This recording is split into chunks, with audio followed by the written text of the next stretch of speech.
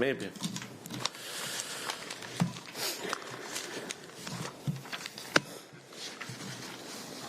Can we start? Yeah, please.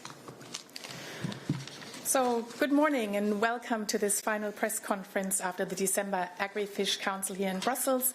It was a very long council and also the last Agri-Fish under the German Presidency. We will begin with introductory statements by German Minister for Food and Agriculture Julia Klöckner, who chaired the meeting today, followed by EU Commissioner Virginijus Sinkevicius, EU Commissioner for Environment. And so without further ado, Frau Ministerin, Sie haben das Wort. Dankeschön. Guten Morgen alle zusammen. Thank you. Good morning to one and all. Thank you for your interest in fisheries matters.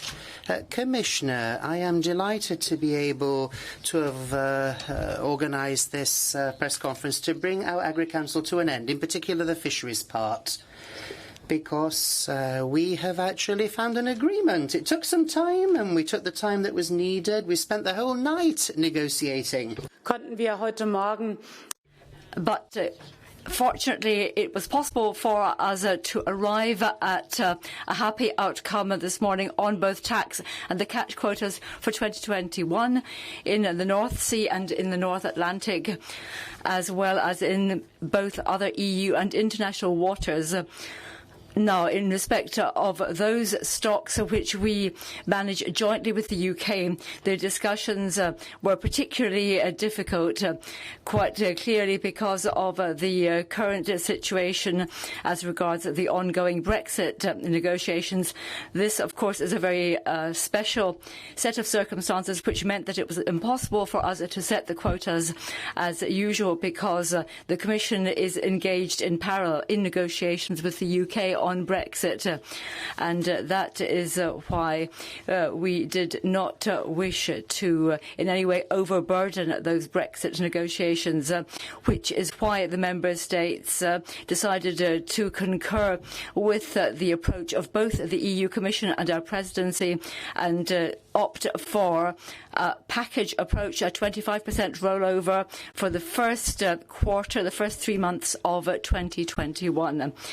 This is an agreement which will contain provisional quotas, and that provides a guarantee for our European fishermen and fisherwomen that they can continue with their fishery activities as of January, and that is not a luxury. It was absolutely necessary for us to reach agreement on this at the December Council. Otherwise, it would not have been possible for our fishers to continue their activities in the coming year. What of course, is of utmost importance is sustainability based on 3 pillars: ecology, the environment. We and the Commissioner wish to ensure a healthy development of fish stocks, no overfishing. We have to think not just of today but also of tomorrow. We have to ensure that fish stocks are permitted to regenerate properly, and at the same time we have to bear in mind the fact that the fishing sector is of huge importance, both in economic and identity terms in some regions, and that is why a great many of those working in the fishery sector have been impacted negatively by the COVID crisis and potentially by Brexit. I think that at the end of the day we were able to achieve a very good balance. I would like to thank everyone for the very constructive and worthwhile discussions, both with the Commission and Member States.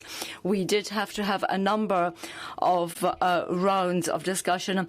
There are some exceptions to the 25% as regards certain specific stocks which can be fished as of the start of the year. And I'd just like to listen. We have blue whiting, horse mackerel and mackerel, which will enjoy a share of 65%. In respect of those stocks where nothing was decided today, we have a declaration from the Commission in the compromise, which is of particular importance to the relevant Member States. It was not possible to set the levels any higher because of the ongoing Brexit negotiations, but also because of the need to ensure sustainability of fish stocks. Dear Virginius, I am very happy to note your agreement that as of January, the Commission will reassess the situation on the basis of the current situation, particularly when it comes to the Western Mediterranean and the North Sea stocks. For a series of stocks which are not connected to the UK and Brexit negotiations, we have a number of changes in the text. For example, in the Irish waters, in the Gulf of Biscay and in the Skagerrak.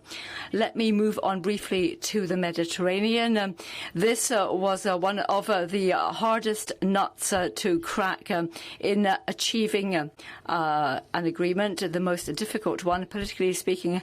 However, over the past hours, we were able to achieve a solution with a 7.5% reduction in fishing. We were able to achieve a balanced compromise between the relevant member states. Italy, Spain and France merit specific mention in this respect, but we were able to broker this compromise together with the Commission. We also have certain deep-sea quotas for the years 2021 and 22.